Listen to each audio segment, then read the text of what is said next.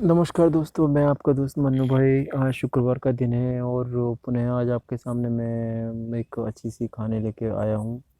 और ये कहानी है कुछ समय पुरानी। जब कहते हैं कि राजा महाराजा का समय था, तो उस समय क्या है कि एक शिकारी जो है ना, शिकारी शिकार करने के लिए जंगल में जाता है। तो वो जो है ना, अपने तीर से निशाना लगाता है चिड़िया का। उसका तीर होता है जहरीला, इतना जहरीला होता है कि वो जो है ना, वो चिड़िया को ना लग के एक पेड़ को लग जाता है। और जब वो पेड़ को लग जाता है तीर, तो क्या है कि पेड़ में जहर फैलता है, और जहर फैलने की वजह से पेड़ जो है ना, पेड़ धीरे धीरे क्या कहते हैं, अपना हरापन छोड़ के सूखना शुरू कर देता है।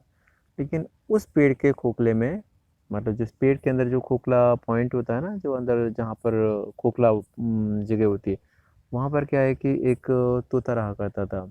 धीरे धीरे जब पेड़ सूखा, तो उसके ऊपर रहने वाले सारे के सारे पशु पक्षी अपना वहाँ से अपना पलायन कर गए। लेकिन वो तोता जो है ना, तोता वहाँ से उसने मतलब पलायन नहीं किया।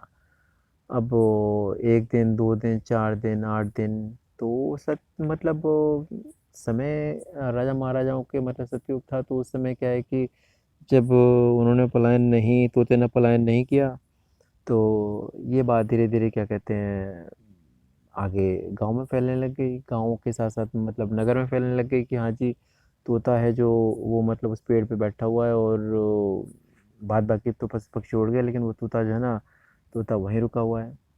तो धीरे धीरे क्या कहते हैं, ये बात किसी तरीके से इंद्र भगवान के पास पहुंची। तो फिर उन्होंने बोला कि यार, ऐसा तो नहीं होना चाहिए कि मतलब जो सारे पशु पक्षी उड़ गए, तो ये तोता मतलब क्यों रुका हुआ है।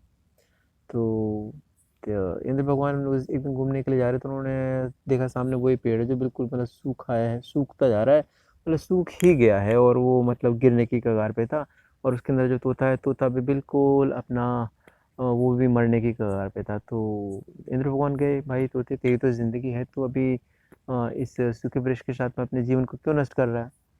तो तोता कहता है कि, तोता मतलब इंद्र भगवान को पहचान जाता है और कहता है कि महाराज, आपकी सलाह बहुत ही मतलब अच्छी है, लेकिन जिस पेड़ ने मुझे बचपन से पाल पोस के इतना बड़ा किया, इस पेड़ के इस खोखले के अंदर मैं छोटे से लेके इतना बड़ा हुआ, और इसने मुझे सर्दी, बारिश और आंधी तूफानों से बचाया।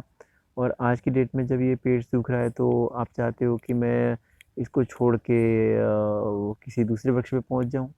कह रहे, नहीं नहीं देवता, ये मतलब वो मुझे नहीं सिखाया। कह रहे कि जिसने, जो मेरे साथ सुख, मैं जिसके साथ अपने बचपन से लेकर आज तक के सुखों में था, मैं उसे दुख में छोड़ के नहीं जा सकता, ये मेरी मित्रता के विरुद्ध है।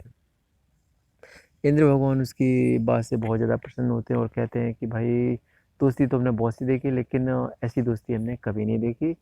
तो बताओ, वो तुम्हें क्या चाहिए। कहता, मुझे कुछ नहीं चाहिए, अगर आप देना ही चाहते हो तो आप इस पेड़ को वापस हरा भरा कर दो। तो इंद्र भगवान कहते हैं, यार ये तो संभव नहीं है। कहता, तो ठीक है, अगर आप नहीं दे सकते तो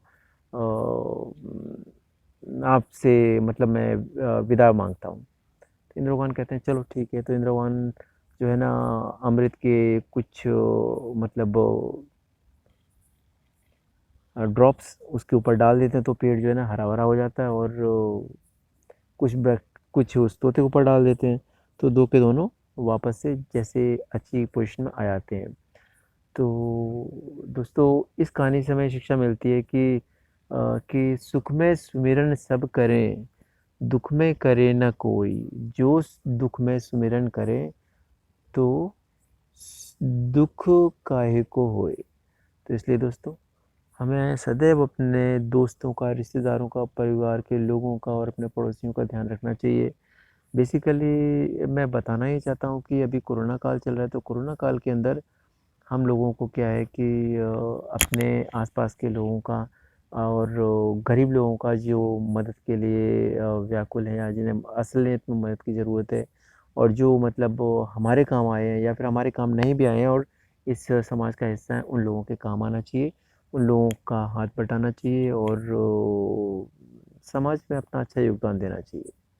तो दोस्तों, आपको मेरी कहानी कैसी लगी, ये मुझे कमेंट करके बताइएगा। और मेरा अगर कहानियाँ आपको अच्छी लगती हैं तो मेरे चैनल को लाइक और सब्सक्राइब कीजिएगा।